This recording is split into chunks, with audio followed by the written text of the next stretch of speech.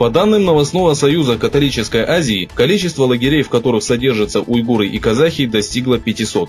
Базирующийся в США Центр пробуждения Восточного Туркестана сообщил, что помимо 182 лагерей, существование которых было доказано, Китай построил в Восточном Туркестане еще 209 тюрем и 74 трудовых колоний.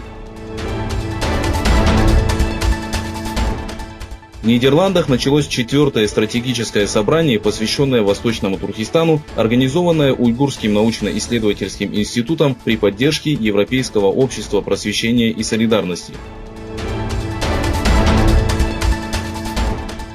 Предприниматель Ибрагим Курбан, являющийся жителем поселка Тарим, города и округа Кашгарской провинции Восточного Туркестана, пропал в 2016 году после возвращения из Турции, которую он посетил вместе с другом. По последним данным, Ибрагима задержали в аэропорту Урумчи и забрали в полицейский отдел для допроса.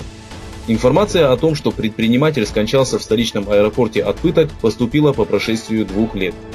Радио «Свободная Азия» сообщило, что помимо Ибрагима Курбана, в незаконных заграничных связях обвинили еще 46 жителей города и округа, 36 из которых получили тюремный срок, а остальные были отправлены в лагеря перевоспитания.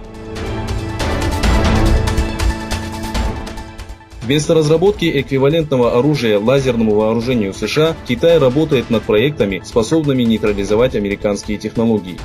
До конца года Пентагон планирует провести морские испытания лазерной пушки, успешно прошедшей наземное тестирование.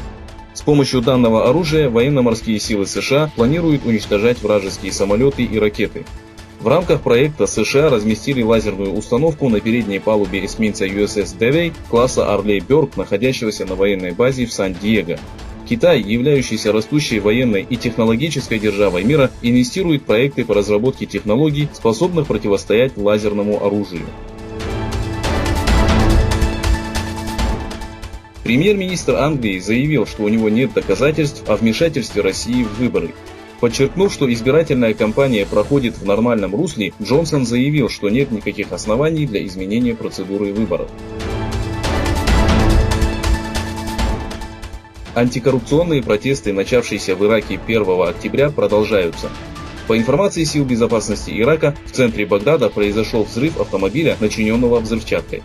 По предварительным данным, во время взрыва, который произошел в парке Тахрир, погибло 4 человека и 20 получили ранения.